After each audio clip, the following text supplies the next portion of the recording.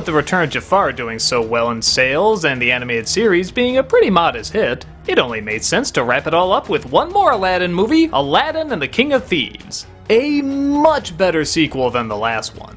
Not only is it more cinematic in both the story and its visual style, but it actually puts the focus back on Aladdin and the troubles he's going through.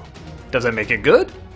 I don't know if I can go that far. There are still a lot of things that don't work about it, but I can at least say I was genuinely entertained and even kind of impressed. Aladdin and Jasmine are finally getting married. Yeah, I guess they pushed that whole 3 days thing off a bit. But like he said, he's the Sultan and can change the laws, so why even have a law that she has to be married? Oh, who knows. Fairy tales, haha. But Aladdin is feeling sad because he can't invite his father to the wedding because, well, he never knew his father. But that all changes when he discovers his father is actually the king of the 40 thieves and tries to rob the wedding. He's trying to get the scepter that's in the palace that contains an oracle that can tell him where the greatest treasure of all is, the Hand of Midas. Aladyn and his father, played by John Rhys Davies, finally meet up and don't know what to really make of each other. The father is confused about how he made it to a place of royalty, and Aladyn is confused why his father is still a thief. Both want a relationship to bloom, but both have issues trusting the other, especially Aladyn trusting his father, and we find out kind of rightfully so. The father still wants to find the Hand of Midas and will do anything to achieve it. So Aladyn puts off his wedding and goes back and forth trying to figure out whether or not he wants to help his father and get the treasure, or if he just wants his father back to be, well, his father. And yeah, this is kind of the main problem with the film. I give them credit for tackling the issue of fathers that aren't very good fathers, as it can be a very tough issue. Sometimes can turn over a new leaf, but other times are still caught in this selfish cycle. But here's the problem. Aladdin's father's cycle doesn't really make sense. He says that he left Aladyn because he couldn't provide for him and his wife, so he goes and joins the 40 thieves to get his treasure so that, well, he can support them. They clearly find a lot of treasures, but he never comes back. Well, okay, maybe they are building him up as kind of a deadbeat dad. But no, they try to give him these sympathetic moments, which I'm usually for, except it doesn't match at all what he was talking about. Anyone that talks like how this father talks about his son wouldn't do the things that he does. He would be happy to go to the wedding. He wouldn't give a crap about the treasure. In fact, there's really no point to care about the treasure. He can just go and live in the palace. It's all just a pride thing.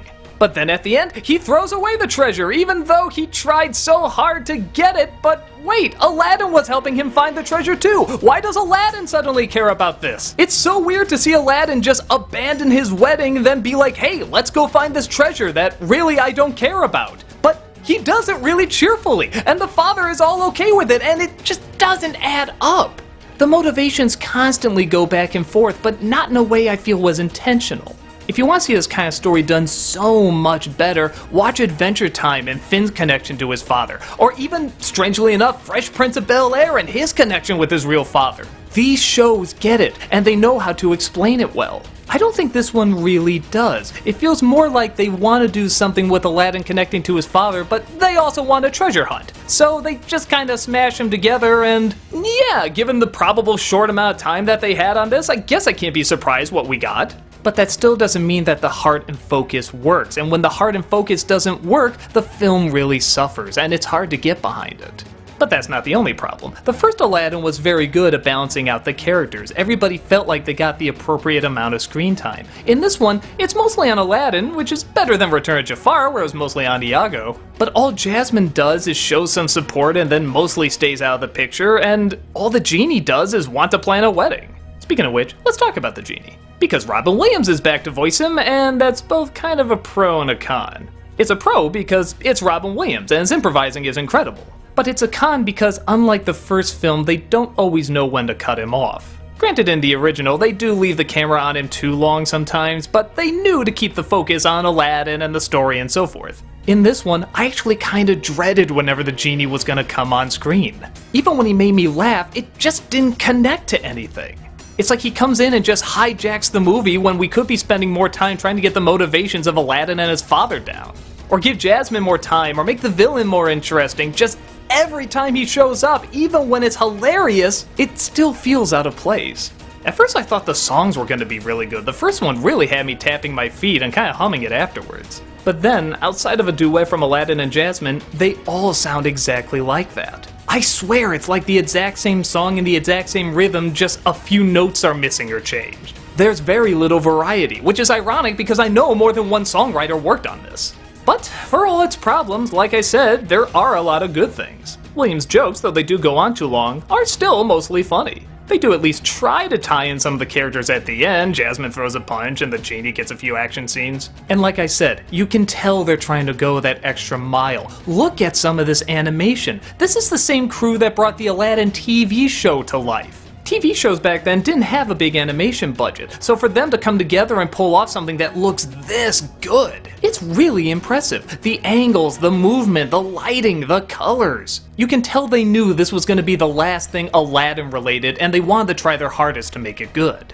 And give them credit for all the action and singing. There are a lot of times where people just sit down and talk, when it's actually needed and welcomed. And those scenes don't feel forced, they flow very naturally. It's just, once again, the motivations. There's a difference between being intentionally complex and sloppily complex. I feel like this movie had a lot of really good scenes and ideas, but no concentrated narrative to have them connect or flow. So it's a tough call. I don't see it really working as a film, but I'm also kinda happy I saw it. It was visually interesting, it was creative, you could tell it was trying to have a real heart and soul. And I give it credit that it was trying to wrap up both the TV series and the movies. It even ends with the merchant singing the song at the end. Those are kinda nice bookends. I get a feeling if I was a little kid I'd be into it, and as an adult, there's some neat stuff. It's just that none of it ever really connected. But you gotta give props to the directors and animators who you know were on a tough deadline for this. For Disney sequels and shows that are almost never given enough time to be fleshed out, this was a valiant attempt to justly wrap up another Arabian Night.